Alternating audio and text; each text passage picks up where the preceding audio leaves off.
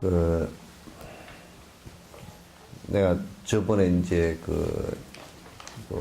등불에 그 비유를 해서 빛의 비유를 해서 말씀을 드렸죠, 그죠? 빛이라는 것은 이렇게 밝게도 나오지만은 그 안에는 따뜻한 에너지가 꼭 있다는 얘기예요. 그러니까 밝고 따스함이 동시에 나오는데 어떤 때는 전등불 쪽으로 하면 밝은 쪽을 선택을 많이 했지만 그러나 그건 또 뜨거움도 있거든, 안에 열이 있거든. 또 이제 우리가 그 난방기구를 할 때는 빛을 죽이고 따뜻함을 갖다가 또 이렇게 더 강조되게 했단 말이죠. 그러니까 자비와 지혜라는 것이 이제 필요에 따라서 자비가 강조되어지고 필요에 따라서 지혜가 강조되어지지만은 그거는 두 개가 분리가 안 되는 거다. 좀 더 구체적으로 그 말씀을 드리면 일체 중생을 건지고자 하는 생각, 그게 자비이고, 일체 중생을 건지고자 하는 생각 때문에 중생의 고통을 정확하게 바라보고서 그것을 건질 방법을 정확하게 갖고 있는 것을 지혜라고 그런다고요. 그건 두 가지를 갖다 분리시켜 놓고 나면 자비가 없는 지혜는 지식이고 또 지혜가 없는 자비는 애착일 뿐이에요. 둘 다가 전혀 독립적으로는 존립이 되지 않아서 손의 양면과 같다. 손등과 손바닥과 같은 것이다. 그래서 이제 부처님법을 우리가 배우는 데는 요걸 가장 정확하게 생각을 해야지. 요것을 정확하게 생각을 안 하면 부처님법에서 벗어난다 그런 얘기예요. 부처님법이 아니다 그런 얘기예요. 그래서 이제 뭐 정해쌍수의 얘기나 정해쌍수의 얘기나 또는 자비와 지혜를 쌍수한다, 같이 닦아야 된다라고 하는 얘기예요. 이런 것이 전부 다 그걸 전제로 해서 하는 얘기입니다. 그러니까 만약에 우리가 자비심이 없다면 그 어떤 것을 자비심을 것은 중생의 고통을 내가 끝날 때까지 건지겠다라는 이 대전제가 있지 않고서는 그 어떤 깨달음도 올 수가 없다 그런 얘기예요. 그래서 깨달았다는 사람은 전부 다 사기꾼들이다 그 말이에요. 전부 거짓말이다. 그래서 우리는 또 지혜 없는 자비심이 그 사람은 참 자비심이 짙은데 큰데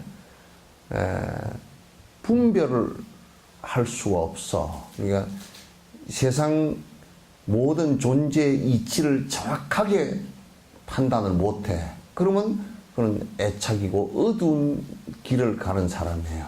결국은 자기가 착각한 자비심, 아닌 자비심에 결국은 본인이 망가지게 된단 말이죠.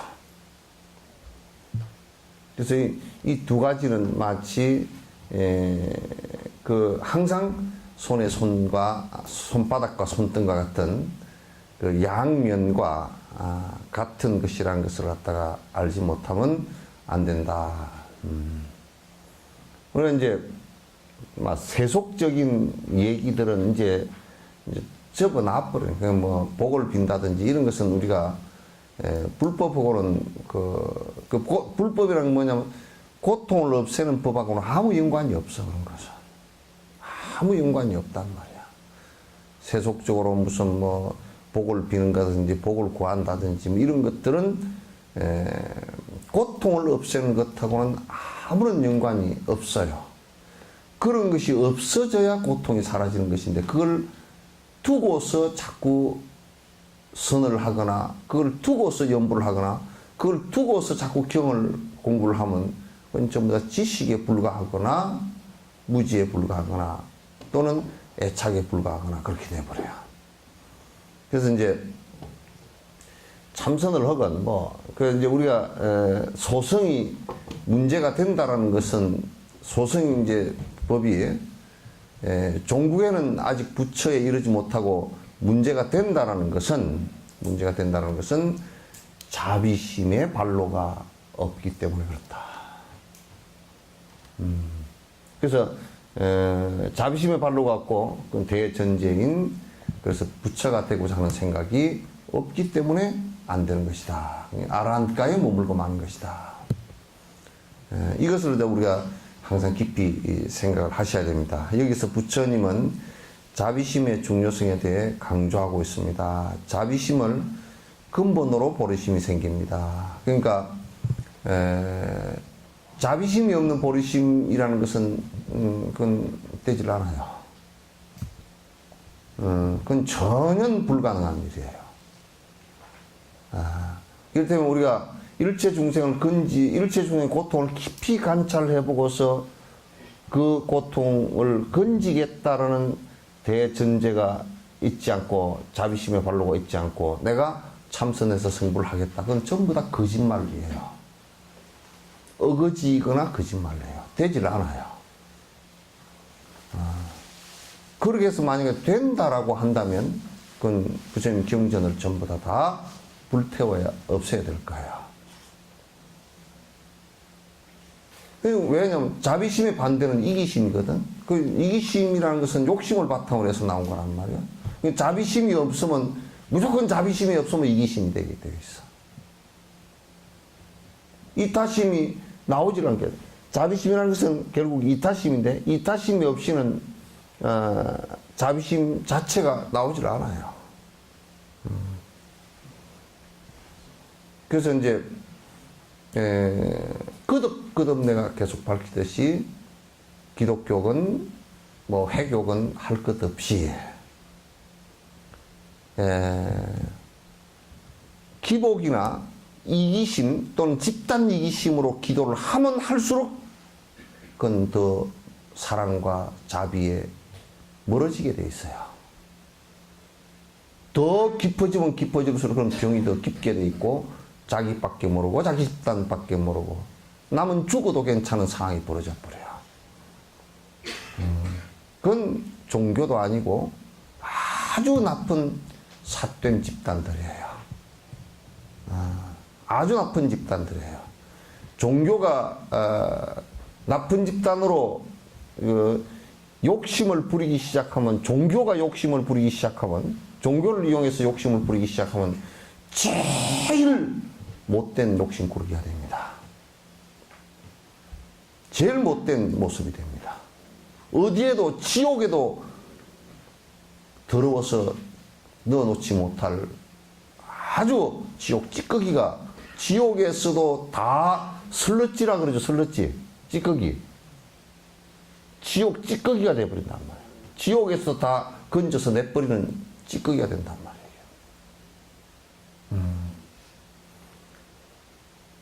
그건 왜냐하면 세속의 욕심은 그래도 살기 위해서 빠둥거리는 욕심이라고 참 뭐라고 아심찮게 봐줄 수 있어도 예? 좀 그릉저릉 봐줄 수 있어도 종교의 욕심은 그 안에 그냥 마음 속에서 해서 마음 속에서 집착을 해버리는 것이기 때문에 이건 굉장히 무서운 집단이다 그래요. 그래서 어떤 학자들은 종교학자들은 이 세상에 그냥 종교가 안 생긴 것이 훨씬 더 사람들에게 이익을 끼쳤을지 모르겠다 이런 얘기를 하는 경우가 있어요.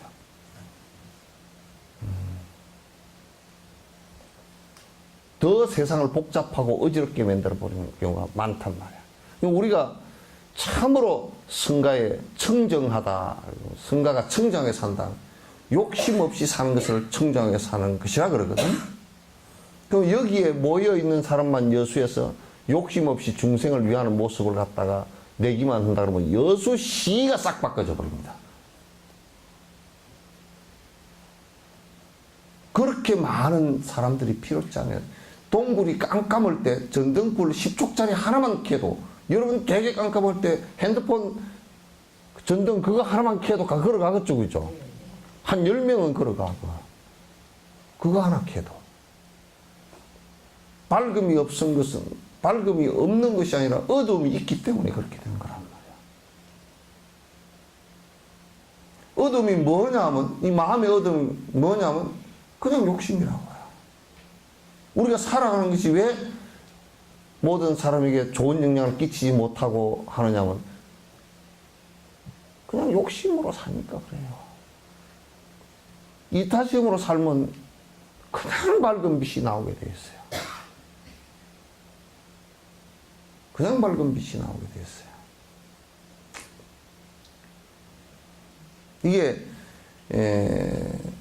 거듭 강조하지만도 자비심이 일체 중생의 자그마한 고통이라도 내가 들어주겠다라는 생각을 내지 않고서는 보리심 발로가 전혀 안 되고, 그렇게 안 된 상태에서 어떤 수행을 했다고 해서 그게 성취가 될 리가 없어요.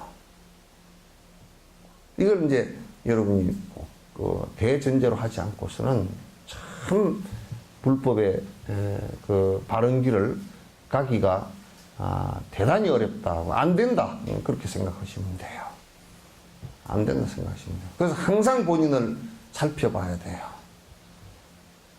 내가 누구를 위하는 생각이 조금이라도 있는가? 그게 본능적으로 안 되게 되어 있어요. 본능적으로. 지 이익이 없으면 꼼짝 안 하게 되어 있어요, 사람이란 거. 동물도 마찬가지고. 지 이익이 있으면 아주, 그거는 막, 꽁지에다 불을 붙이고 쫓아 달아난다고요. 내가 이제 그런 얘기를 자주 하죠. 욕심을 여러분 버리시오라고 얘기를 하고 그 방법을 얘기하고 그렇게 살아야 바로 사는 길이라고 얘기하는데, 거기에 법문 들으러 여수에서 만약 1000명만 모이는 상황이 있다 그러면 여수시가 다 정화가 될 겁니다. 여기까지는 욕심을 부리는데 전부 다 자석에 철까지 달아붙듯이 착착 욕심 부리는 뭐가 있다 그러면, 내 욕심을 자극하는, 내 이기심을 자극하는 뭐가 있다 그러면 정신없이 왔다 갔다 쫓아 철까지, 자석에 철까지 붙듯이 그렇게 하지만은, 욕심을 버리시오라는 얘기는 받아들이기도 힘들고, 받아들여서 내가 그렇게 되기라는 것은 더더욱 어려운 거예요, 사실. 또 조금 그렇게 하려는 사람은 온통 상을 내서 그렇게 하는 척하고 난리를 친다고요. 수준들이 그러니까 엄청 낮단 말이에요, 이게. 그렇게 누군가가 보살 행을 계속해 나가면 깨달음을 얻을 수 있습니다. 그래서 보살 행이라는 것은 다른 말로 얘기하면 뭐냐면 보리행이란 말이야. 깨어있는 행을 계속하면 결국에 종구에는 어두운 그림자가 다 사라지겠죠, 그죠? 만약에 이게 깜깜하다 그러면 자꾸 전등불을 밝혀나가면 도량이 환하게 밝아져 버리듯이 결국은 전등불 딱 켜고 나면 환하게 밝아질 거 아니에요, 그죠? 그와 마찬가지로 내가 보리행을, 보살이라는 것은 보리행을 하는 수행자라 그런 뜻이에요. 보디사트바 그러면 보리행을, 깨어있는 행을 하는 수행자라 그런 뜻이에요.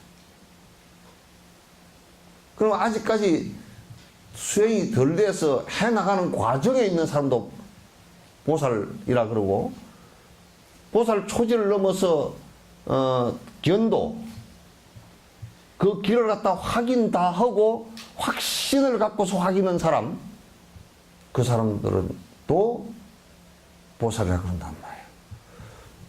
그래서 보리도를 갖다 계속 행하는 가면 결론적으로 시간에 조금 뭐 길고 짧음이 있을지언정, 또는 좀 열심히 하고 또 열심히 안 하고의 차이에 의해서 시간이 조금 길고 짧은 것이 있을지언정 안 되는 것은 없다 그 말이야.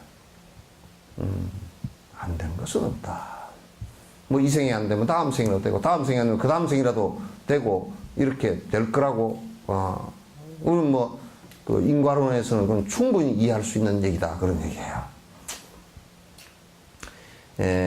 이 주제의 결론은 자비심 없이는 자신보다 다른 이들을 행복하기 위해 깨달으려는 수승한 마음인 보리심은 일어날 수가 없다는 것입니다. 뭐 이건 너무나 당연하죠. 자비심이 없이, 그러니까 성불은 뭘 성불이라 그러냐면 이타항의 완성을 갖다 성불이라 그런단 말이야.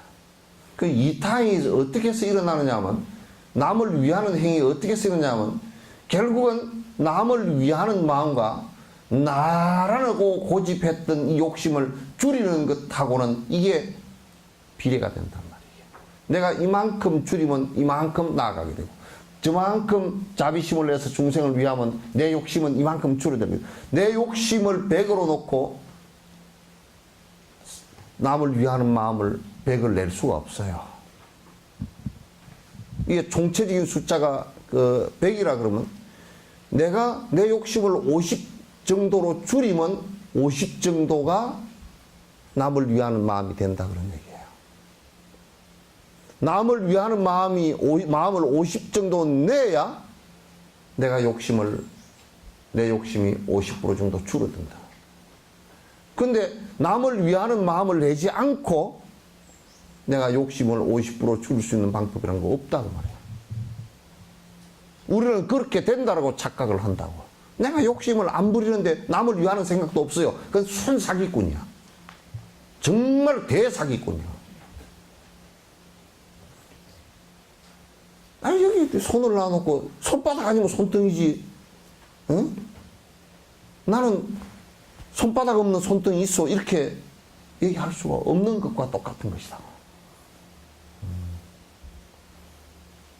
그러니까 이타심에,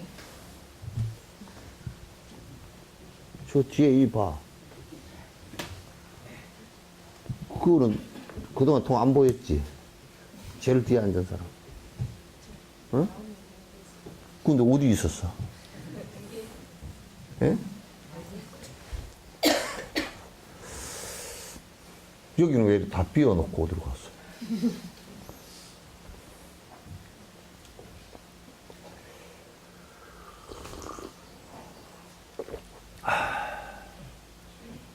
우리가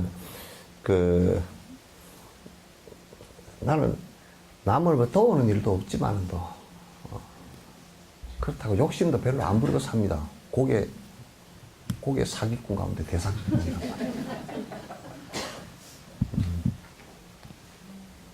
무지 욕심 많은 놈들이야. 그러니까 남을 도우고자 하는 생각이 30이면 이기심이 70이 되고, 딱 보태면 100이 돼야 돼요. 어쨌든 간에. 보태면 100이 돼야 돼. 중간이 없어. 내가 남을 위하는 마음이 55쯤 나왔다 그러면 이기심이 45쯤 되는 거야. 이거는 무효투표가 없다니까.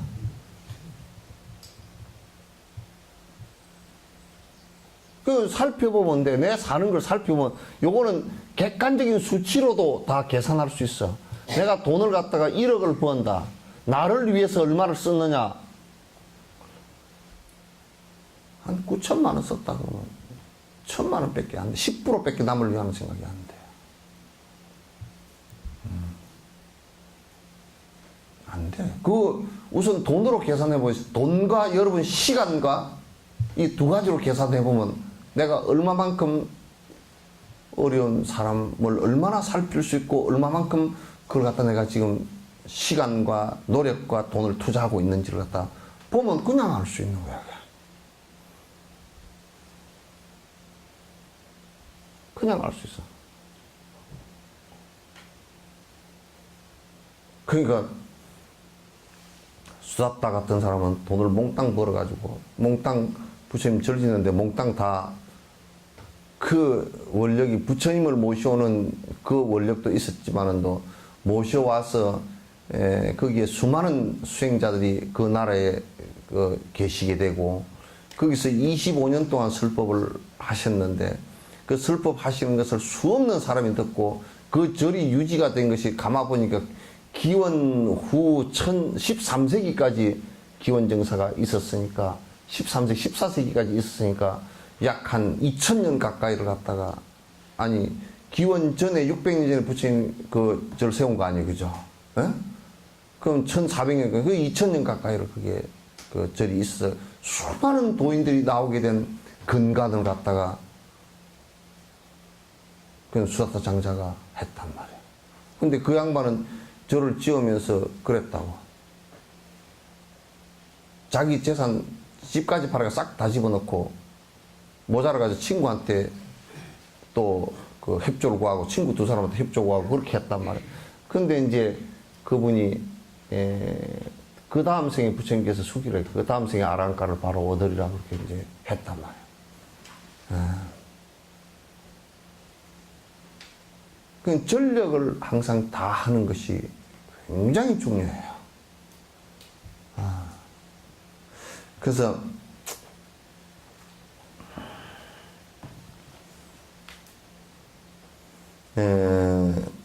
이게 그러니까 그 성불이라는 것 자체가 내 성불이 아니에요.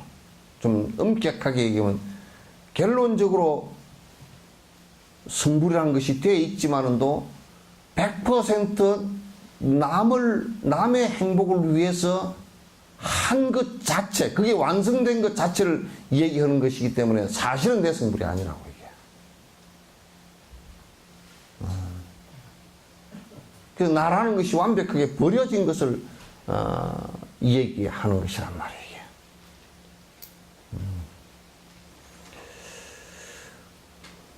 이타심이 없이는 육바라밀 같은 대승보살행을 수행하는 것은 불가능합니다. 그러니까 이타심 없이 보시행을 어떻게 할 것이며 이타심이 없이 이기심을 가지면 계율을 못 지켜요. 계율의 핵심은 이타심에 있어요. 인욕행도 남을 위하는 이타심이 없으면 못하고요. 정진행도 중생을 위하겠다는 이 마음이 없으면 못하고 사마타 수행을 하더라도 결국 깨침을 통해서 중생에게 이익되게 하겠다, 이 길을 보여주겠다라는 것이 전제가 되지 않고서는 되질 않아요. 그러니까 중생을 위하겠다는 생각이 없으면, 자비심이 없으면 육바라밀 수행을 한다는 것은 전부 다 허구에 불과한 것이다. 안 된다 그런 얘기예요.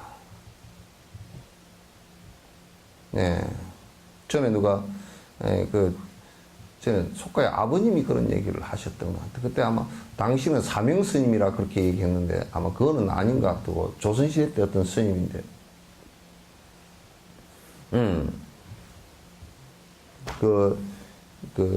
어머님이 일찍 돌아가셨어. 그래 그 새어머님이 오셔가지고 아기를 하나 낳았는데 이제 장사하고 이렇게 돌아오면 항상 새어머니한테서 태어난 얘는 뽀송뽀송하고 얼굴 손발을 만져보면 따뜻하고 감기도 안 걸려있고 그러고 전처의 자식은 계속 옷은 만져보면 두툼하게 입고 있는데 추워서 달달달 떨고 있고 얘가 무슨 병이 있나. 그래 몇 번을 그걸 그냥 넘어간 거야. 모르고. 그런데 어느 날 아들이 와서 집에 돌아와서 밥을 먹는데 항상 그 큰아들 그 밥이 항상 고봉이더라는 거예요. 이게. 그래서 아이고 참 새어머니가 마음이 좋으시고 참 그렇구나. 항상 마음 안심하고 갔다 왔는데 항상 고봉인데 애가 배가 아프다 그래가지고 그 밥을 갖다 고봉인 밥을 아버지가 먹게 되는데 밥 사발 밑에다가 이 사발 있잖아요, 그죠? 여기다가 작은 밥 뚜껑을 안에다 넣어가지고 밥을 위에다 살짝 발라놨어.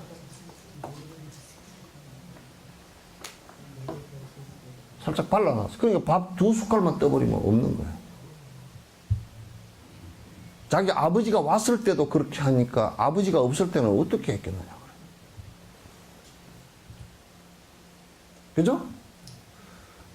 그래 이제 의심이 탁 일어가지고 얘 옷이 속옷이 툭툭한데 왜 이렇게 추워서 발발 떨고 있나 하고 속옷을 보니까 지 아들한테는 속옷을 해서 입혔고 그 아들한테는 갈대꽃 있죠. 억새불꽃 있죠, 그죠? 그거는 아무리 넣어놔도 두투먹이면 아직 하나도 안 따뜻하거든. 요거는 바람에 날아가라고 그 자연적으로 그렇게 된 거라서 그 두툼하지 오히려 차 여름 옷이야 이게. 그 이제 아버지가 아들을 불렀어.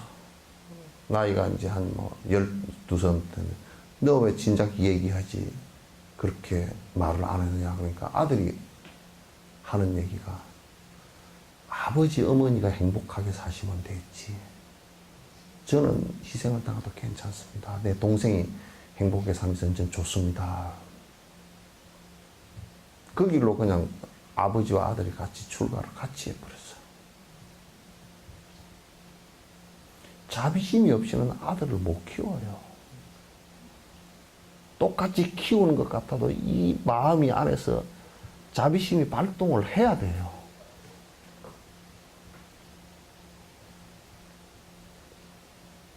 이게 안 되면 그 아이는 크지 않습니다.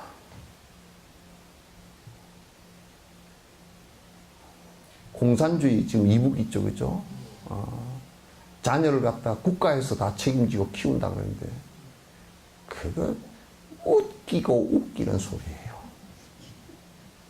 전체주의라는 것은 자식을 그렇게 키워서 그걸 갖다가 그 국가에 지금도 그 애들을 갖다 국가에 헌납하는 거라. 사실 그러니까 그 국가에서 교육시켜 놨으니까 국가에서 마음대로 데려다 쓴 거야. 그러니까 직업 선택의 자유도 없고. 그래서 그 기품조 같은 거 만들어 놔도 국가 보위부에서 뽑아다가 기품조 만들어 놔도 개인은 내 자식임에도 불구하고 내 자식으로 생각을 못 하는 거야. 그 아마 이것이 통일되고 나면 그 자체를, 그런 생각 자체를 극복하는 것이 굉장히 힘들어질 겁니다. 힘들 겁니다. 만약에 우리가 절에 다닌다고 얘기하고 절에 출가해서 승려라고 얘기하더라도 자비심이 전제가 안 되면 모든 중생들에게 피해를 주는 사람이 될 겁니다.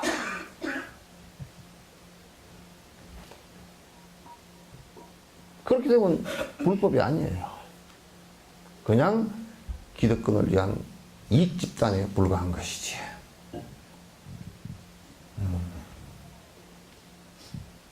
그러니까 중생의 아픔을 관찰할 수 있는 간자재보살이 다 관찰하는데, 중생의 아픔을 관찰하는데 자유자재하고, 그래서 천수철학이라, 살펴볼 수 있는 눈이 천이고, 천이라는 것은 많다는 거죠. 건질 수 있는 손이, 그런 방법이 수없이 많고, 한 가지가 아니고, 그건 자비심을 전제로 하지 않고서는 나오질 않는 것이다. 내가 한 번 더, 되풀이 한 번 더 할게요. 내가 충격받은 얘기를 하나 할게요. 다 우리가 갔으니까. 석굴암에 올라갈 때 나는 얼마나 충격을 받았는지 몰라. 이 불교는 다시는 이거는 하지 말아야 되겠다. 내가 그날 저녁에 잠을 한 잠도 못 잤어. 저래 와서. 거기에 밑에 차가 한 50대 정도 석굴암 대놓고 우리도 한 차 4대 5대 갔어요. 쭉 올라가는데 내 앞에 쭉 그 석굴암 이렇게 올라가다 보면 비탈이 좀 커버진데 이 썩 돌았으니까 어떤 뚱뚱한 여자 하나가 그냥 쓰러져가지고 뒹구르고 있고 거품을 내몰고 있는데 벌써 내가 그 넘어지는 사람을 못 봤으니까 저 밑에 있을 때 밑에서 올라올 때 앞에서 넘어진 거야. 그 천지를 해서 넘어진 거야. 우째 천지를 해서 넘어진 사람을 거기 같이 간 사람도 있을 거고 장원뿐인데 같이 간 사람도 있을 거고 우리 신도도 있을 건데 아무도 어떻게 조치를 안 취해주고 119 부를 생각도 안 하고 다 에이구 재수 없어라 그러고 다 피어올라.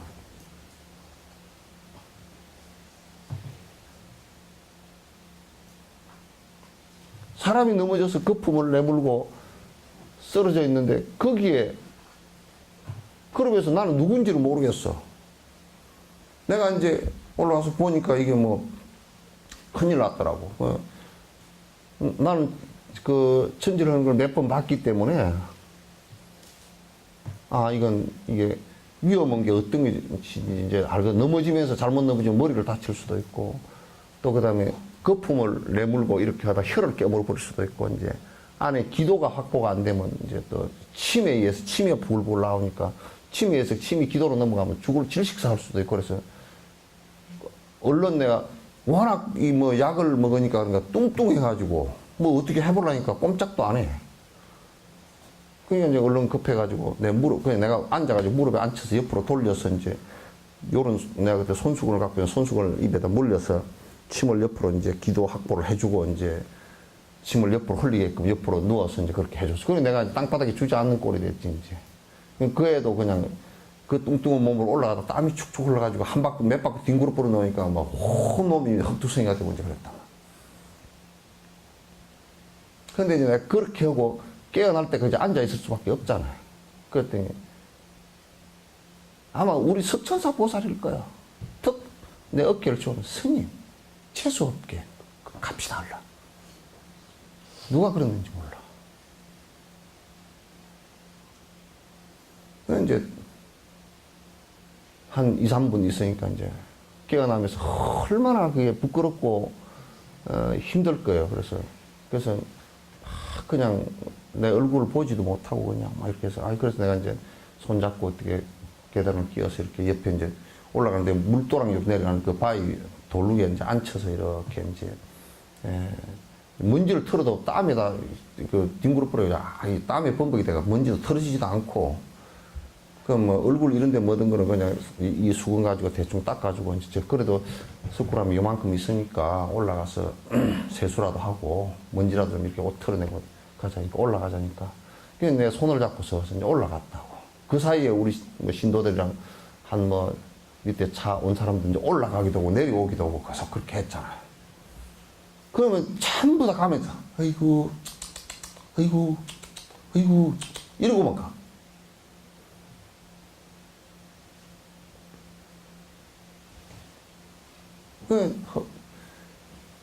그 석굴암 올라가서 이제 그 물 이렇게 해서 이제 세수하라 그러고 이제 내 수건도 빨아가지고 이제 옷도 좀 털어주고 이제 이렇게 내려올 때 혼자서 내려올 수 있겠느냐 그랬더니 이제 그렇게 한번 하고 나면 또 힘이 다 빠져가지고 다리가 후들후들해서 못 내려오니까 내가 옆에 같이 이제 걸어서 이제 내려오니까 그 애가 뭐냐면 그래도 자기는 석굴암 부처님을 꼭 한번 인사라도 드리겠다고 그래서 내가 이제 같이 올라가서 가니까 또 이제 우리 석굴암 참 부처님이 그냥 감옥소에 갇혀있어.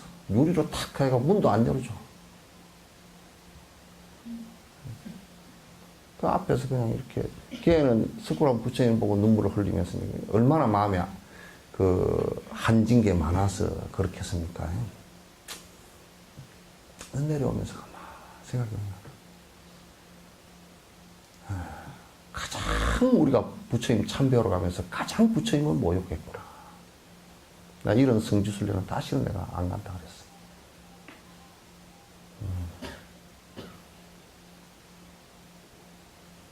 거기에 무슨 불법이 있고, 우리가 이런 얘기가 똑같습니다.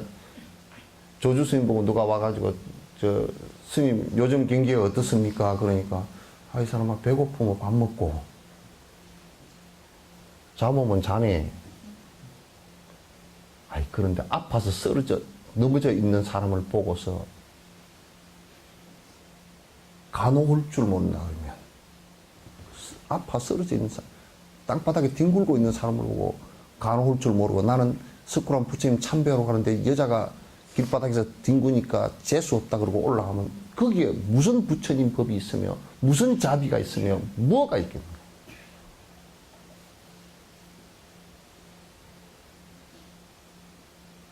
이게 우리 불교의 지금 현 주소라고요.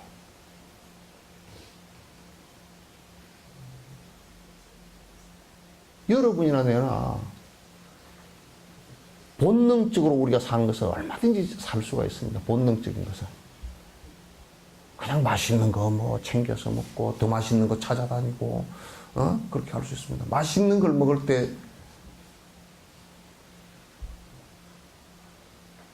음식을 제대로 얻어먹지 못해서 라면 하나를 가지고 겨우 한 끼 때우고, 부잣집 애들은 간식으로 라면 먹는 것을 굉장히 즐기면서 먹지만 얘는 배가 고파서 억지로 먹어야 되는 라면이라는 것은요, 여러분도 경험했을 거예요.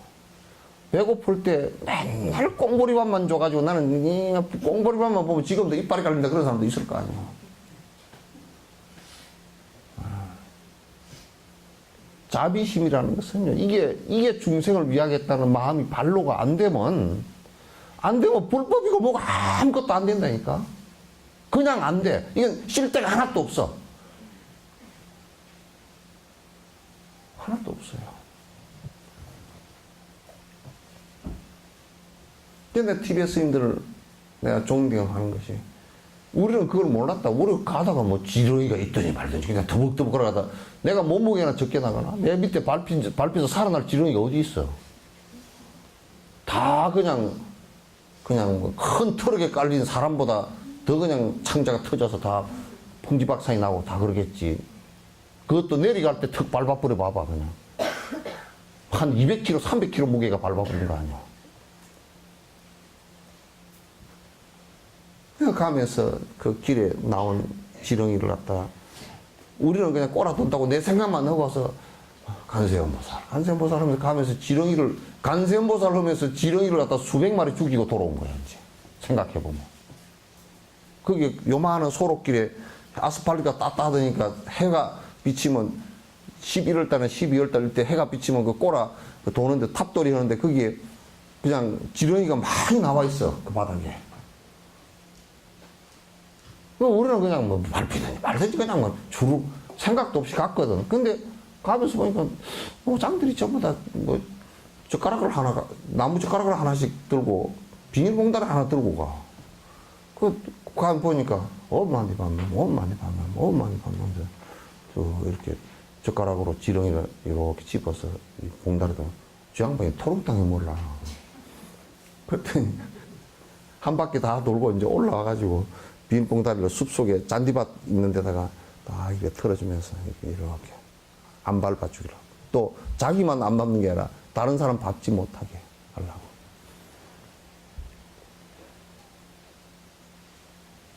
그런 정신이기 때문에 수행을 하는 겁니다. 그게 수행이에요. 그게 수행이에요.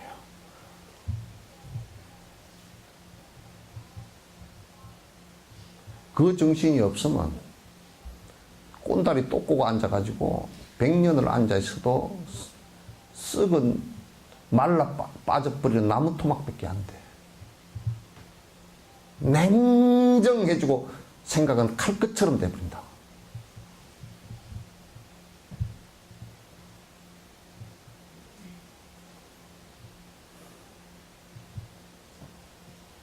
그러니까 이타심 없이는 육바람 같은 대승보살의 수행하는 것은 불가능하다. 왜냐하면 육바람이를 행 그게 이타심이에요. 그 자체가. 그래서 이제 우리가 법문도 이타심이 없이 법문을 하면 지 자랑만 해. 왜? 지가 잘났다고 해야 그게 이기심 아니요? 욕심이고. 지 자랑만 잔뜩 해.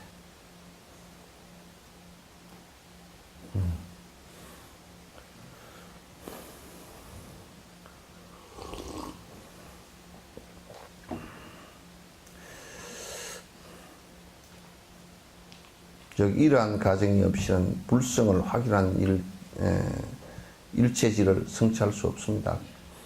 요 자비심이 없이 그리고 자비심으로 육바라밀을 수행해서 이렇게 돼야 부처와 같은 성질이 똑같은 성품이 나한테 있다는 걸 확인하고 나도 그렇게 돼간단 말이죠. 그렇지 않고서는 그걸 이루어질 수가 없습니다. 그래서 자비심이 그렇게 중요한 것입니다. 대비심을 모두 섭수하신 불세존들은 자리를 원만하게 모두 이루셨어도 끝내 유정세계 안에 머무시며, 이게 뭐냐, 보살들이란 말이에요. 그러니까 우리가 이제 그 부처님, 스가모니 부처님이나 또는 연등 부처님이나, 그냥 우리가 한국에서 견성했다는 사람이 아이고 그냥 산중에 들어갔으면 이제 종적도 없이 감췄다는 건 사기꾼이란 말이야. 부처님께서 대대로 그런 적이 없어. 그런 적이 없어. 꼭 그거는 뭐와 같으냐, 어머니가 자식을 낳아놓고 도망가 버려가지고 나타나지 않는 것과 똑같은 꼬라지. 그걸 어머니라 그러기는 어렵잖아.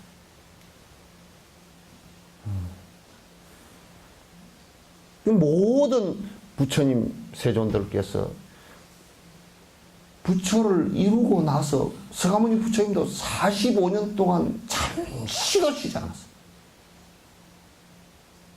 모든 당신의 인연 있는 중생, 세연 중생 또는 법연 중생, 무연 중생들까지도 전부 다 한시도 쉬지 않고 법에 안배를 하고 깨달음을 갖다가 이루게 하기 위해서 대자비심을 내셨단 말이에요. 이게 이제 모든 부처님 이 자리를 원만하게 하여 모두 이루셨어도 그건 성불하셨어도 그 얘기예요. 하셨어도 끝내 유정세계 안에 머무시며 끝내 모든 중생을 위하는 행을 하셨지, 나는 이뤘으니까 이제 끝났다 하고 그냥 그 생에 35세 나는 이제 끝났구나 하고 그냥 당신 혼자서 머무지 않았다 하는 얘기예요.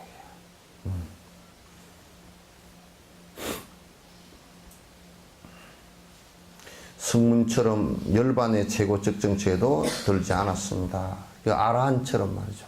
아라한처럼 그냥 열반 그 번뇌 사라진 경계에 그냥 가만히 머물러 버리지 않았단 말이야. 내 번뇌만 사라지면 된다 이렇게 생각하지 않았다. 유정을 살펴보시고 열반의 적정처를 불타는 철옥으로 여겨 멀리 하시는 세존들께서 이게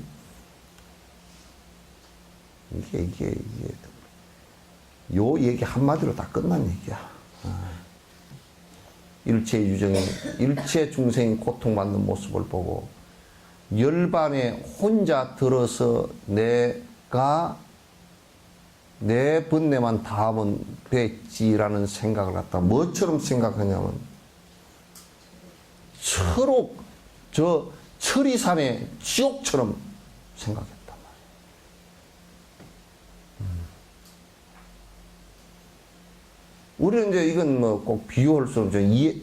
비유할 것은 아니지만은 또 이해 돕기 위해서 내가 낳은 자식이 죽게 됐다든지 그러면 그냥 지 죽더니 말지 나는 그냥 안 죽으려고 피하는 어머니는 없잖아요. 내 편안함과 내 안락은 보지도 않는다고. 내 아들이 만약에 물에 빠져서 허우적거리고 죽게 됐다 그러면 내가 헤엄을 치는지 못 치는지 그것도 생각도 못해. 그냥 뛰어들어서 같이 죽더라도 같이 죽겠다고 뛰어든 것도 아니야. 미처 그런 생각을 할 여가가 없어. 내 편안함과 내가 살아야 되겠다 이 생각을 못 한다니까. 어머니는 그렇단 말이야. 자기가 수영을 못 하는지도 모르고 뛰어든다고. 대자비라는 것은 일체 중생의 유정들이 고통을 받고 있는 모습을 보면 당신이 당신 번뇌가 다 하는 이것 자체를 갖다가 다 해서 내가 이제 번뇌가 다 했으니 나는 이제 끝났구나 이 생각을 하는 것 자체를 갖다 철천지 원수로 생각한다니까.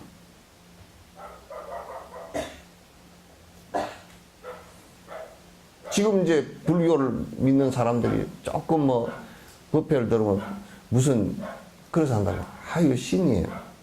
나는 이제 저 어디 시골에 가가지고요 집 하나 그냥 이제 퇴직금 가지고 집 하나 지어놓고 그냥 한가하게 살랍니다. 개떡 같은 소리. 사카리도 안 드는 개떡 같은 소리가 아니야.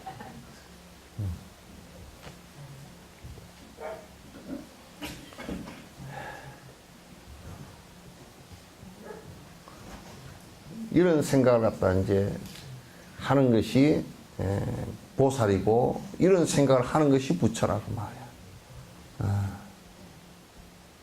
그러니까 우리 저 유막 의사가 그랬잖아요. 언제 병이 다 나을 겁니까? 문수사리 부방자가 어떻게 해서 병이 들었습니까? 이거 중생이 아프니까 들었지. 언제 나을 겁니까? 중생이 다 나으면 낫지.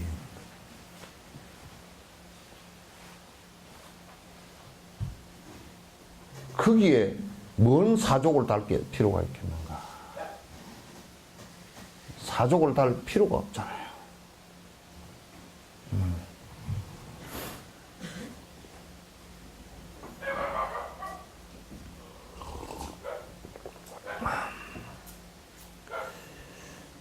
자비심을 수많은 경전들에서도 찬탄하고 있는 것으로 그 중요성은 아무리 강조해도 지나치지 않습니다. 월칭보살 짠드라 기르티는 깨달음의 길에서 시작 단계나 중간 단계 그리고 마지막 단계 할 것 없이 가장 핵심적인 것은 자비심. 그러니까 처음 시작 중간에 수행하는 단계 열애를 이루었어도 다 끝난 단계에서도 오로지 자비심이 관통되어지는 핵심이다. 그런 얘기예요. 관통되어지는 핵심이다. 자비심은 모든 중생들이 고통을 당하는 것을 보고 내가 최선을 다해서 그 고통을 갖다가 풀어주려고 노력하는 것이고 심지어는 그와 내가 둘이 아니니까 내가 그 고통을 내가 받는 것과 똑같이 생각하고 내 발등에 불이 떨어졌을 때 내가 발을 갖다 털어서 얼른 불을 끌려고 하듯이 다른 중생이 고통스러워할 때 그걸 갖다가 얼른 꺼주기 위해서 발부동을 치고 노력을 하는 것을 자비심이라 그런다.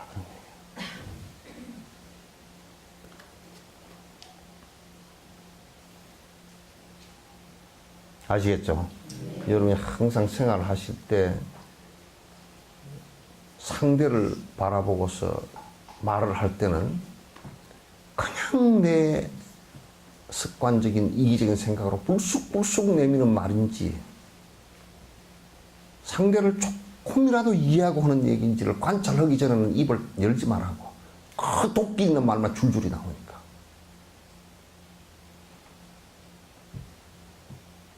도끼 있는 말만 줄줄이 나오니까. 전부 지 생각이고 지 이기적인 습관에 의해서 나오는 말들이 되지 않습니까?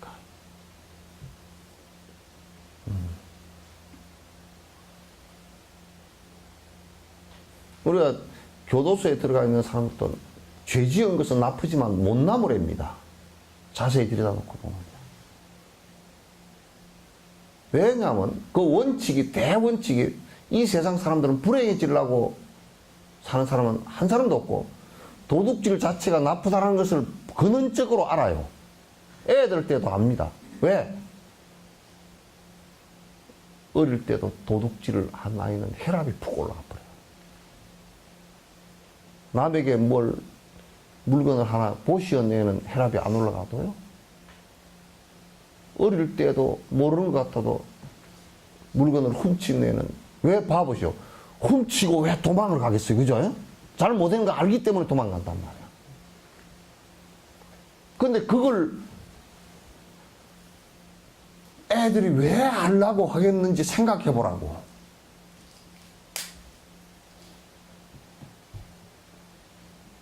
그걸 안 할 수 있는 조건이 돼 있다 그러면 절대 안 합니다. 하라 그래도 안 합니다.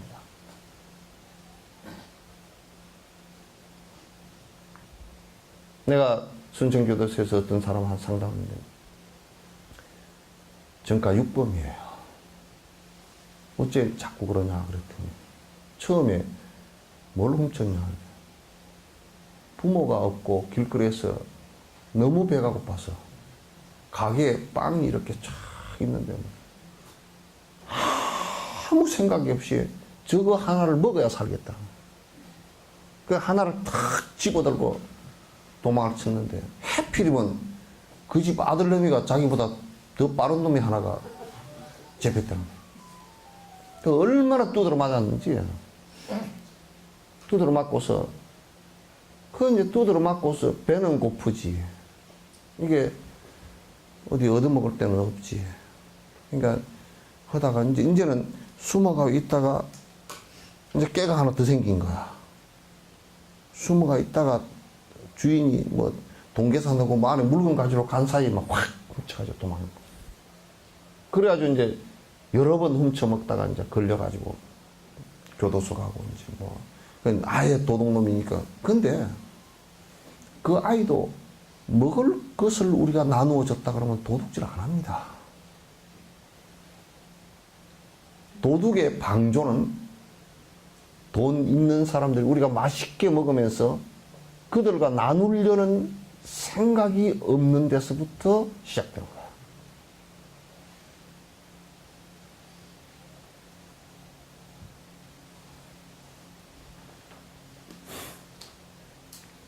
이거요.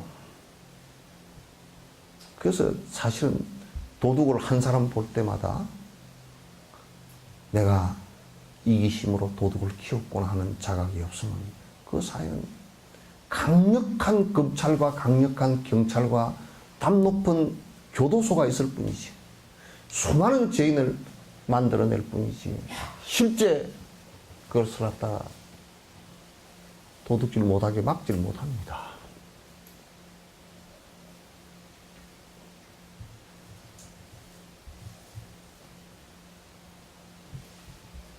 그래서 이제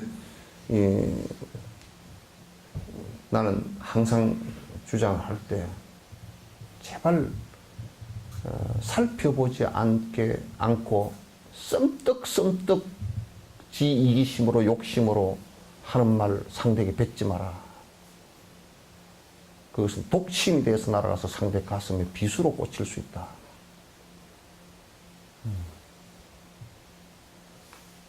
입을 다물고 깊이 관찰해 볼 수 있는 힘을 자꾸 키워야 됩니다.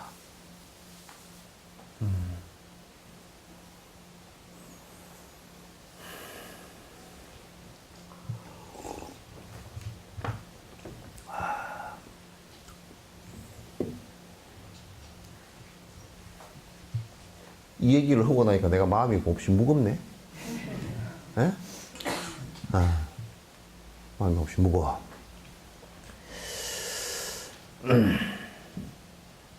시작 단계에서는 자비심을 근본 바탕으로 해서 보리심이 생깁니다. 자비심을 밑바탕으로 하지 않으면 일체 중생의 고통을 관찰해서 저걸 다 건지겠다 그러니까 내가 그러면 이를테면 내가 사업을 해서 돈을 몽창 벌어가 우리나라 그냥 굶어 죽는 사람 한 사람도 없게 만들겠다. 내가 조순실을 이제 뭐 그 세속에 사는 사람 가운데 나는 여러 사람이 훌륭한 사람이 많겠지만은도 내가 존경하는 한 부분이 있어요. 이번에 보니까 어디 뭐 선거하는데 눈썹이 하얘가 나와 있더라고. 텔레비 보니까. 누구 그런데 나와 있더라고. 하여튼 나와 있더라고. 근데 그 양반이 미국을 배를 타고 여객선도 아니고 뭐 찜배를 타고 유학을 간다고 갔는데 학교에 도착하니까 뭐 $50인가 $5인가 밖에 없더래. 미국 학교에. 완전 그냥 맨몸으로 간 거예요. 그래 가가지고. 그래서 이제 그 옆에 학우들이 못 사는 나라에서 왔다고 이제 도와줘서 겨우 어떻게 기숙사 하고 뭐 이렇게 했는데, 그래 이제 교수가 너 뭐 공부할 거냐 그랬더니, 그때는 뭘 공부해야 될지 그 학과 있는 줄도 모르고, 그래가지고 가만 생각해. 자기가 갈 때 어떻게 우리나라 사람들은 보릿고개를 못 넘어서 굶어 죽어서 부항이 걸려서 굶어 죽는 사람이 많으니, 굶어 죽는 사람 해결을 하는 학과가 뭔 학과입니까? 그러니까 그게 경제학이더래. 그러니까 경제학을 했다는 거야. 그 양반이 우리나라의 경제 이론을 갖다가, 서양 경제 이론을 갖다가 소개하고 그런 거 했다고. 그 이제 저번에 인터뷰, 옛날에 그 인터뷰하는데, 아, 그래, 맞아. 저 생각이 있어도 그래도 우리 보릿고개를 넘기게 해주는 동기를 저런 사람들이 만들었구나. 그 가끔 가다 나는 보리밥 먹을 때 조수지 생각합니다.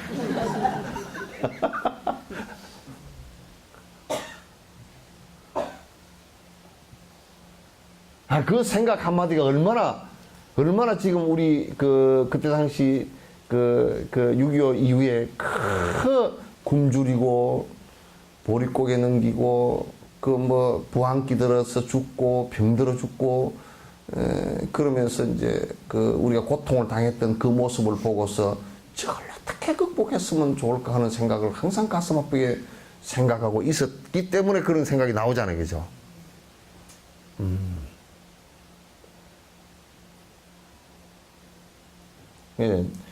이제 누가 그러더라고. 세계 불교도 대회를 왜 했느냐고. 여기 나가는구나. 중계가 되지. 내가 말을 순화를 시켜서 얘기할게. 좀 생중계가 되니까 좀 삶아서 뭐 괜찮을 텐데 생중계가 돼가지고. 근데 이제 왜 하냐. 기실은 내가 생각은 여수에 우리 불자들이 많이 와서 여수 사람한테 좀 이익됐으면 좋겠다. 그 생각 때문에 한 거거든. 처음 시작은. 뭐, 그 다음에 불교가 뭐 어쩌고저쩌고, 그건 이제 뒤에 얘기고. 그거 아니었으면 안 하지. 내가 여수에서 빡빡 해야 된다고, 서울에서 해야 된다고 막 그렇게 우기고 막, 왜 그걸 갖다 한국에다 유치하느냐, 왜 또 뭐 서울에서지 여수촌에서 하느냐. WFB 대회를 하는데 한 번도 요렇게 시골에 선 적이 없대요. 전부 다 태국, 방콕, 스리랑카, 콜롬보, 네팔, 까트만두 다 이런 데서 수도에서 전부 다 했어. 나는 여수에서 해야 된다고 팍팍 우겼지. 그냥 무조건 해야 된다고 핑계 좋지 해양 엑스포를 하니까 해야 된다고 이제 보라고 세계 엑스포를 하는데 왜 코딱지만한 그 대회를 갖다가 왜 여수에서 못 하느냐고 내가 그냥 빡빡 우겼지. 그 여수에서 안 하면 나는 해야 되는 이유가 별로 없더라고. 그게 한 80% 이유가 됐거든.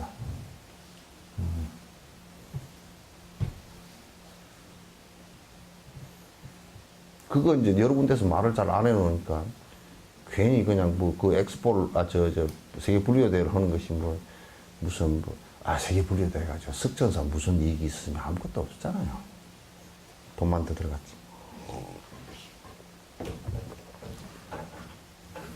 그리고 내 공부하는데도 도움도 안 됐고.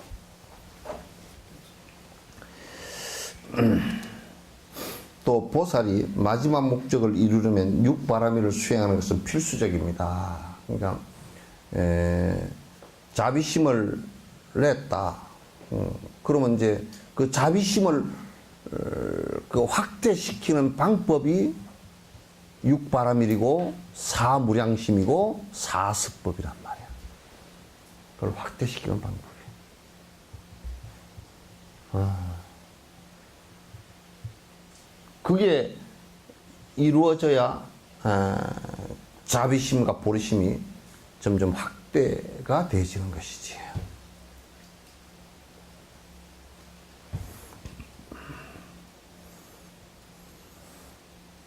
중간 단계에도 자비심은 똑같이 중요합니다. 깨달음을 이룬 뒤에도 자비심은 부처님의 무주열반하시는 이유입니다.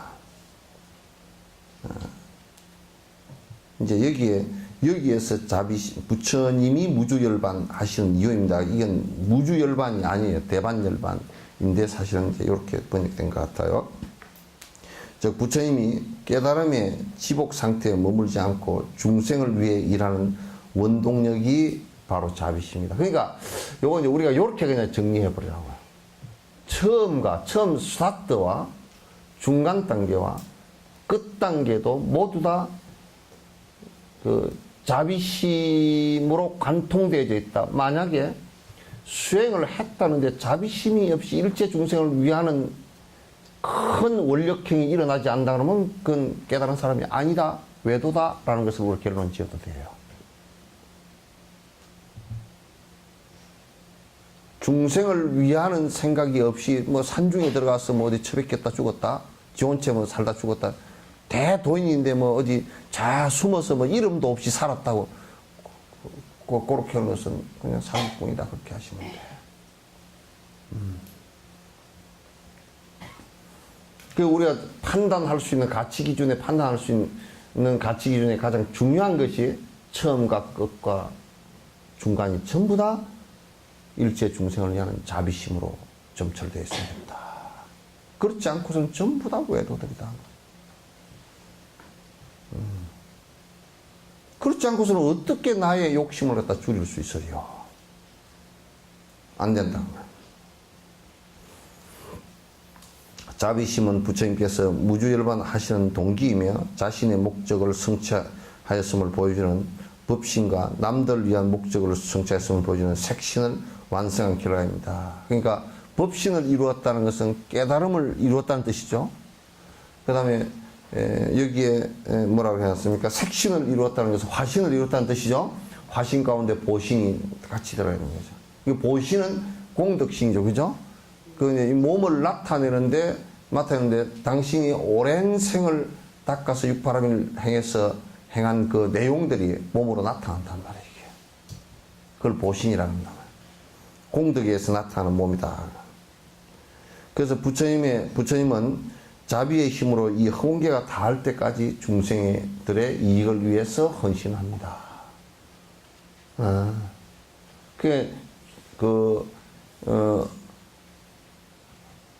진법계 허공계, 그러니까 이 세상이 다하고 이 허공이 닿을 리는 없잖아요, 그죠? 허공이 닿을 때까지, 그러니까 끝없는 노력이라는 뜻이지. 닿을 때까지 그렇게 원력을 세워야 돼. 언제까지 하겠다 그건 안 돼. 중생의 이익을 위해서 내가 헌신하겠다. 이 생각을 크게 갖는 것이다. 이것은 마지막 목적을 이루고 나서도 보리심의 중요성이 여전히 남아있다는 것을 의미합니다. 그러니까 이제 우리는 그러잖아요. 나는 이제 부자가 됐네. 그러므로 나는 돈을 팍팍 써도 되네. 그거 안 되는 거예요. 그러면 내가 그따 뒤에다 줄을 달지. 곧 망하리라.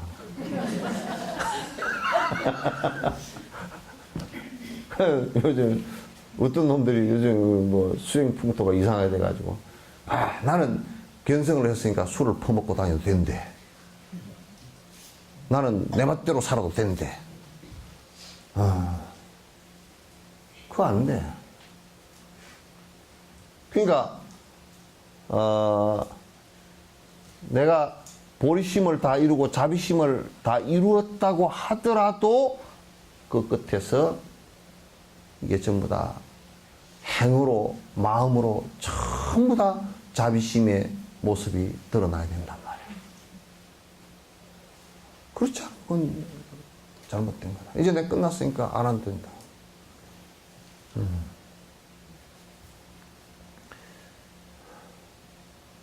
까밀라 신라께서 인용하고 있는 월칭모사를 짠디라키르티의 다른 논문에서도 이 주제에 대한 정당성을 뒷받침하고 있으며 또한 대중들에게 많은 설득을 얻고 있습니다. 월칭보살이라는 분이 대단한 분이었어요. 이 어른이 까밀라 신라 이 말씀뿐만 아니라 월칭보살 이런 분들이 다 그 논에서 이렇게 그 강조를 하셨다. 이건 부처의 말씀과 똑같은 얘기다. 일반적으로 불교의 전통에서는 어떤 특정한 철학적 견해가 경전의 근의 자체만으로 증명되는 것은 아닙니다. 그러니까 어떤 수행 방법이나 이런 것이 요 경전이 부처님께서 하신 말씀이다. 그래가지고 그게 그냥 부처님께서 하신 말씀이니까 절대적이다. 이렇게 얘기할 수는 없단 말이야. 부처님께서도 12부경을 얘기할 때 전부 다 얘기한 목적들이 달라. 얘기한 목적들이 다 다르기 때문에 그렇다면 사실 개인 각자가 철학적 견해에 대한 믿음과 신뢰를 가지려면 기본적으로 논리와 이성에 의지해야 된다. 이게 이제 불교의 특징이에요. 이게 인명 논리를 얘기하는 겁니다. 논리에 맞아야 된다. 예를 들면 우리가 인명 논리라는 것은 간단하게 말해서 콩을 심었으니까 인명 논리에 맞지 않는 것을 얘기하면 이렇게 한다면 콩을 심었는데 팥이 나서 무를 수확했다. 이렇게 말할 수 있어요? 예? 그러므로 무하고 팥은 같다. 이 말이 돼요? 그럼 우리는 생각해보자. 이 말 안 되는 줄 알죠? 네. 말도 소도 개도 안 되죠? 네. 그게 뭐냐면, 우리가 내가 복을 짓지 않았는데, 인색했다만, 복을 짓지 않았는데, 돈을 많이 벌어서 부자가 됐다? 가능해요? 가능해야 안 해? 근데 복을 비는 것은 무슨 뜻이지? 예? 그게 가능해요, 안 해요?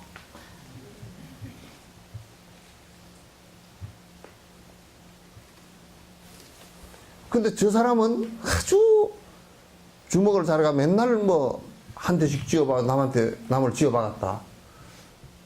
그런 거로 그 사람은 모든 사람이 존중해서 잘 살았다더라. 그게 말이 돼요? 저 사람이 주먹질을 잘해서 맨날 두드려 맞고 또 뒤에 너 늙으면 보자, 힘 빠지면 보자 하고 한 사람이 꼬드는 사람이 꽉 찼다. 그래서 어느 날 72살 먹었는데 30년 전에 두드려 패놓은 놈이 30년 뒤에 와가지고 72살 먹은 놈을 두드려 패놔가지고 그냥 이빨이 빠지고 그랬다. 이제 논리적으로 불교에서는 원인 있고 조건 있고 결과가 나온 것을 갖다 논리적으로 증명이 안 되게 안 되는 그 어떤 행위들도 인정을 안 한단 말이야.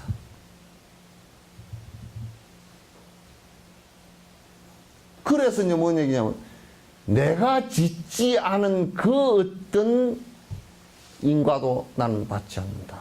따라서 내가 선행을 하지 않았다 그러면 그 어떤 행복의 인과도 받을 수 없고 내가 악행을 저질렀다 그러면 그 어떤 지은 악행의 인과를 갖다 내가 피할 방법이 없는 거야.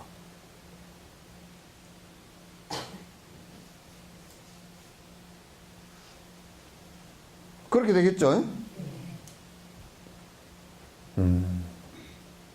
그래서 꼭 이성적인 판단과 논리에 의거를 해야 돼요. 그게 안 되면 불법은 아니에요. 그러니까 승부를 하는 것도 그냥 막연하게 이래도 승불이 되고 저래도 승불이 되고 그런 거 없어요. 승불의 원인을 그게 가져야 되고 승불의 조건을 만들어줘야 되고 그래서 승불의 결과가 나오는 거야.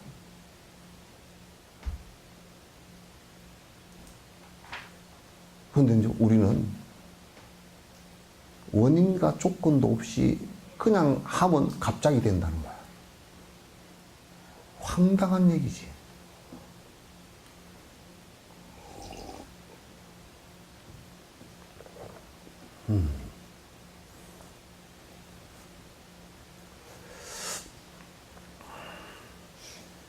지식의 대상들은 폭넓게 분명히 드러난 현상과 부분적으로 감춰진 현상, 그리고 완전히 감춰진 현상으로 분류할 수 있습니다. 분명히 존재하는 현상을 논리적으로 증명할 필요는 없습니다. 그것은 직접적으로 경험하고 이해할 수 있으며 직접 확인할 수 있는 것들입니다. 부분적으로 감춰진 현상은 직접 경험으로 확인할 수 없기 때문에 논리적인 적용이 필요합니다. 이때 분석의 대상은 경험을 바탕으로 하는 추론에 의해 인식할 수 있습니다. 추론은 또한 인식이라는 목적을 이루기 위해서는 여러 단계의 논리적, 즉 논법이 필요합니다. 이 입문 단계에 있는 사람은 완전히 감춰진 현상을 과학적 논리나 합리적 추론만으로 이해할 수 없습니다. 이러한 현상은 우리의 경험으로도 증명하기가 곤란합니다. 바로 이런 경우 믿을 만한 경전에 의지하는 것입니다. 이거 아주 중요한 거예요. 우리가 이제 완전히 드러나 있는 현상은 우리가 그냥 그건 설명할 필요 없이 완전히 드러나 있는 것은 이를테면 이영자 보살님은 할머니가 됐다. 그거 다 알죠? 예? 예? 그럼 몇 살이요? 72이요? 예? 3살이요? 그러니까 왜 할머니가 됐느냐? 아니 나이도 있지만 손주가 할머니 그랬기 때문에. 그거는 알아. 그거는 얘기 안 해도 알겠죠? 그 완전히 드러나는. 그런데 이제 이를테면 머리가 검은 것이 완전히 드러난 거예요? 안 드러난 거예요? 머리가 검정색 머리다 그러면 맞아요? 사탕 넣고 말하지 말고 뭐. 머리가 검정색이다 맞아요? 네. 아니요. 아니 뭐 흰머리 그런 거 놔두고 하여튼 검게 보이는 것은 검정색이 맞아요? 네. 그런데 이게서 이제 숨어 있는 것을 갖다 우리가 알라 그러고 머리가 검정색이라는 것은 표피적인 얘기란 말이야. 표피적인 얘기. 그럼 이제 내가 이제 머리가 검정색이 아니라는 걸 증명해 볼게. 자, 첫 번째. 깜깜한 밤중에도 검정색이요? 아, 얘기해봐. 빛이 하나도 없는 데서 검정색이요? 머리가? 아, 그러면 틀렸네, 벌써 답이.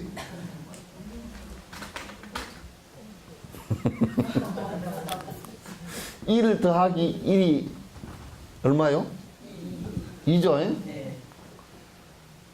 그러면 3이라 그러면 맞아요? 안 맞아요? 1이라 그러면 맞아요? 안 맞아요? 안 맞죠? 네. 그와 같이 여러분들께서 지금 머리를 검정색이라 그랬는데 답이 2개, 3개가 나올 수 없죠? 네. 여러분은 검정색이라고 답을 했어요? 네. 근데 깜깜한 밤중에 보니까 무슨 색이에요? 모른다. 근데 답이 2개가 나와버렸어. 맞아, 안 맞아요? 예? 지금 이 검정색이라고 하는 게 맞아, 안 맞아요, 벌써? 답이 2개가 나올 수 있어요? 그럼 머리가, 다시 물을게요. 머리가 검정색입니까? 무슨 색입니까? 예? 그럼 머리가 검정색입니까? 빛이 없으니까 검정색이 안 보이죠? 빛이 검정색입니까? 머리가 검정색입니까? 빛이 검정색입니까? 근데 왜 머리가 검정색이라 그랬어?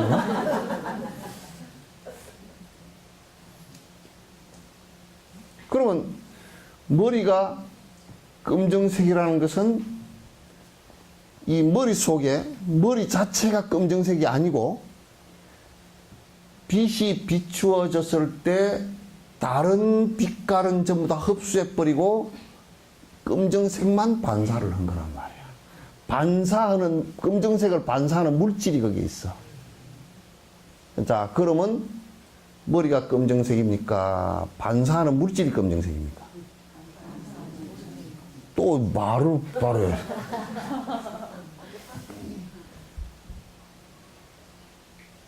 요것은 우리가 실제 보는 것하고 그 안에 그 사실적으로 존재하는 방식이 다르다라는 것을 알 수가 있어요. 그죠? 그죠?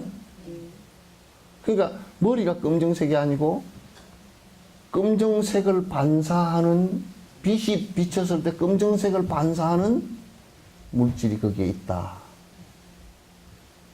라는 것은 우리가 일단은 우리 눈으로는 확인이 안 되지만도 추론으로 가능하죠. 그죠? 예?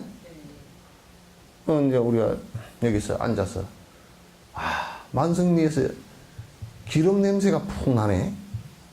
저번에 났죠? 예? 그럼 내가 이제 설에 흥국사 갔다 나오면서, 어이, 기름 냄새가 나네. 그 기름 땡겨 터졌나? 나는 추론이 가능하죠. 그죠? 기름 냄새가 확 머리가 아프다고 나는데 이건 원유 냄새야. 나는 그걸 내 감각과 경험에 의해서 안단 말이지. 그러면 이제 그쪽 기름 탱크가 터졌나 보네. 이렇게 되잖아. 그지? 그건 이제 추론에 의해서 아는 거란 말이야. 저 산 너머에서 연기가 올라오네. 그 밑에 불이 있구나.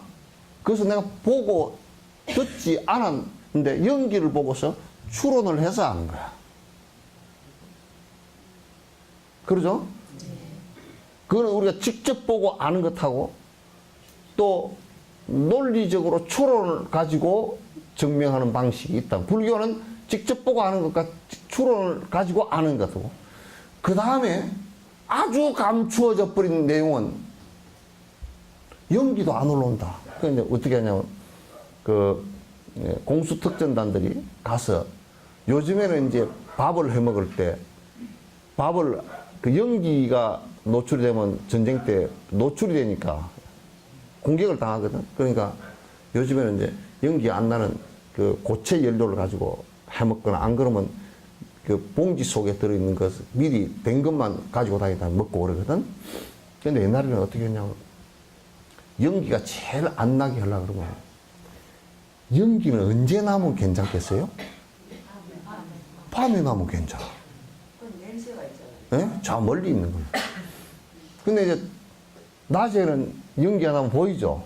낮에는 할 때 뭐라 하냐면 쌀이 나무 있잖아요. 쌀이 나무 끝에 가느다랗게 난 빗자루 그 끝들이처럼 된 걸 요걸 싹 꺾어가지고 불을 때면 연기가 안 나고 그냥 불만 쫙 붙어. 그걸 가지고 밥을 하는 거야. 그러면 이제 그 밑에서 밥을 해도, 산 밑에서 밥을 하는데 요쪽 산 뒤쪽에서 연기가 안 올라오니까, 불도 안 보이고 연기도 안 나오니까 모르는 거야. 그러면 아주 감추어진 내용. 그죠? 아주 감추어진 내용은 추론으로도 안 되고 안 되는 부분이 있어.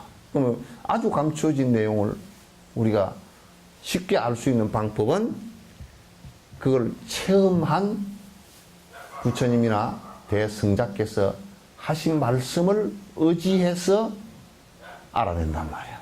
그걸 성을량이라 그래요. 그러니까 혈량, 지금 이게 인명 논리에서 지금 얘기하는 거예요. 그러니까 직접 드러난 것은 직접 보고 하는 거. 그 다음 비량. 요것이 있어, 요게 난 거 보니까 그것의 원인은 무엇이기 때문에 그걸 아는 것. 의사들이 대부분 비량을 가지고 많이 알아. 직접 내시경을 가지고 확인하는 것도 있지만도 비량을 가지고 지금 이런 증세가 나타날 때는 어떤 것이 병이 있을 것이다 라고 추론을 해서 확인을 한단 말이에요. 이제 그런 것처럼 그렇고, 그 다음에 아주 숨어버린 것은 잘 못 찾아. 그러면 이제 이건 성을량이라고 해서 그 부분에 도달한, 일체 종지를 이루어서 도달한 사람의 말을 듣고서 그게 있었구나. 그건 부처님께서 말씀하신 건데, 핵심적인 가장 중요한 것은 공성이란 말이야. 그 전에는 사람들이 뭔가 변치 않는 어떤 것이 있다라고 생각을 했던 거야. 아무 증명할 수도 없는 것들인데. 그러나 부처님께서 이제 일체종지를 이루고 나서 보니까 그런 것은 없다 그런 얘기야. 모든 것은 인과 연에 의해서 일어난 조건들의 모임일 뿐이다. 그래서 온 그래요. 쌓여서 이루어졌다. 그렇게 얘기하는 거예요.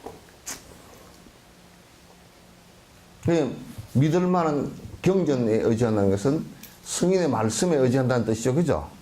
그래서 이거는 성을량, 성인의 말씀에 의해서 내가 안다. 내 그 생각을 갖다가 정리한다. 그런 뜻이에요.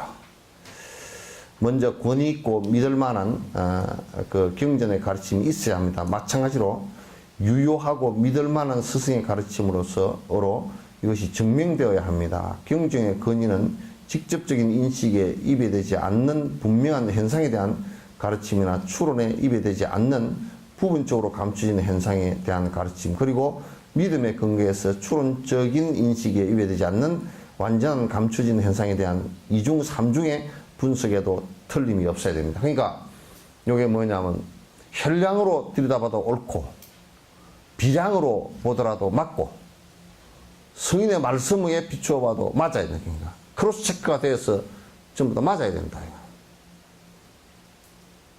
그런데 우리가 이제 보통 얘기할 때 우리가 고집하는 생각들 있잖아요. 그죠? 그러면 사실상 다른 것하고 비교해서 그러면 이게 옳은 사항이고 부처님 말씀과 비추어 봤을 때 옳은 얘기냐라고 했을 때 옳지 않으면 자기 고집일 뿐이다. 그런 얘기야. 그건 자기 고집. 그건 맞지 않은 얘기다. 대부분이 이제 수행을 했다는 사람이 그런 자기 고집 속에 빠져 있는 경우가 상당히 많아요.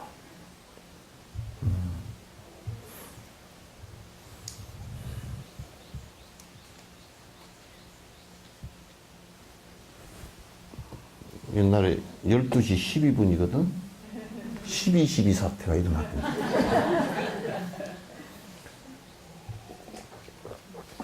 그래서 이제, 우리도 12 사태를 일으킵시다. 이제 그만합시다.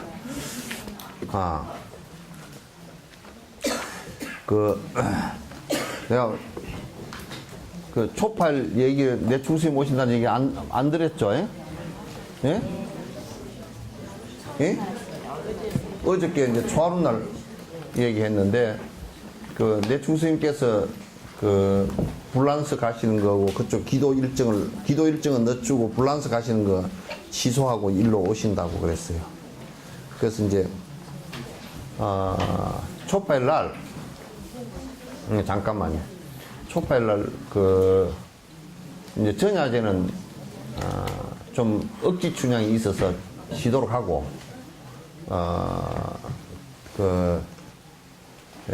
오전 10시에, 우리 이제 기도하고 공양 올리고,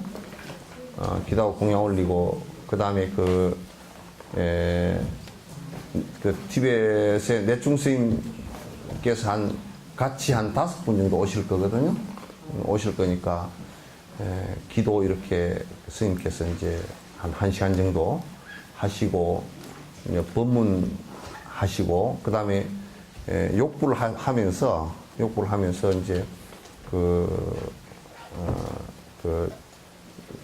내중생에서 또 가피해 주시고, 그 다음에 이번에는 이제 정확하게 될지 안 될지 아직 모르겠는데 개수가 그렇게 나올지, 차에 다는 부처님 있잖아요. 차에 이게 앞에 룸미러에 다는 부처님, 이제 좀 여러분 천천히 다니시고, 항상 부처님 생각하면서 다니시고, 사고 좀 덜 나라고 천천히 다니고 그러라고 이제 그걸 좀 이렇게 다 한 분씩 이렇게 드렸으면 좋겠다, 이제 그렇게 생각합니다. 그래서 이제 욕불을 해서 쭉 갈 때 그렇게 하고, 그 다음에 가피하고 받고 떡 받고 해서 공양하고, 바로 공양 다 한 사람은 부처님 사리를 여기다 모실 거거든. 사리가 오게 된 연유가 중국에서 부처님 지골사리, 요 앞마디, 요 마디. 지골사리를 갖다가 모시게 된 연유를 내가 간단하게 말씀드리면, 그 전에 여기에 그 기공사 이봉의 보살여 사시다 가셨죠. 그래서 그분의 스승은 기공한다고 기공했던 장경보라고 하는 선생은 그것을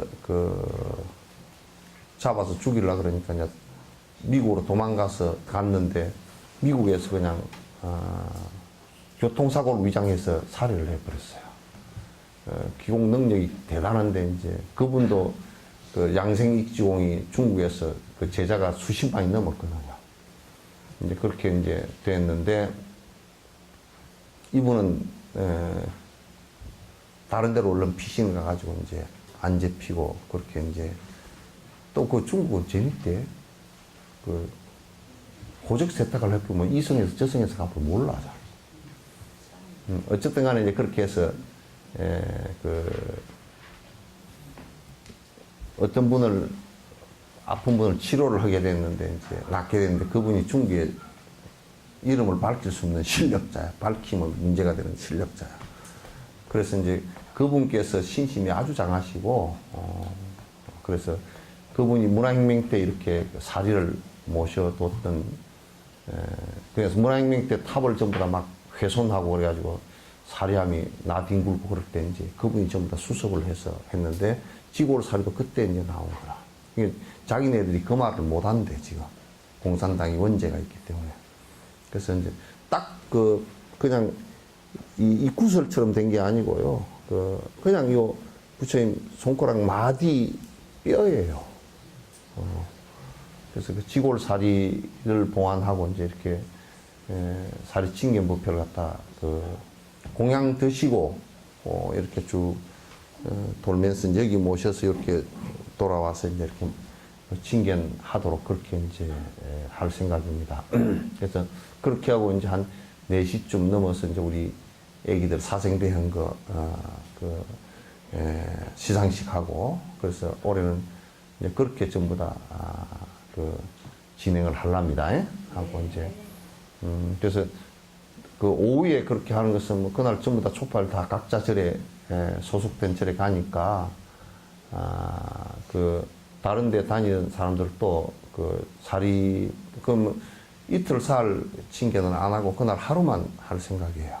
하루만 집중적으로 해서 뭐 순천이나 또는 광양이 좀 가까우니까 오셔서 다들 칭견하시는 것은 좋을 것 같습니다. 그렇게 이제 하고 그 다음에 25일 날은 불교예술제를 하는데 시에서 한 1,300 정도 지원이 있고 뭐 좀 더 많으면 좋은데 이제 그렇게 되지 않아서 자그마하게라도 꼭 이제 이걸 이어서 내년도 정도에는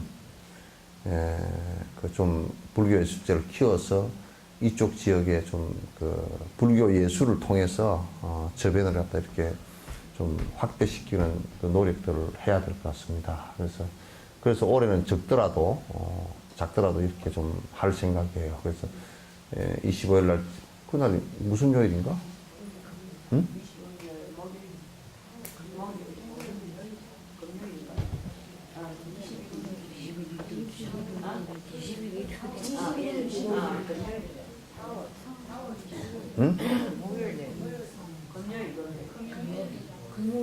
응? 금요일이에요. 그래서 그날 저녁 7시에 이제 뭐 가수들도 오고 또 이제 불교 무용하는 사람들도 오고 그래 와서 이제 저거들 히트곡도 한 곡씩 부르고 또 가요 가운데 불교 가요 한 곡씩 하고 또 찬불가를 한 2곡씩 좀 하라 그랬어. 우리 찬불가 이제 좀 듣게 그렇게 하고 이제 오페라 아니 성악 가수들도 오고 이제 그렇게 해서 우리가 이제 한 1시간 반 정도 그렇게 이제 시민회관에서 이제 할 생각입니다.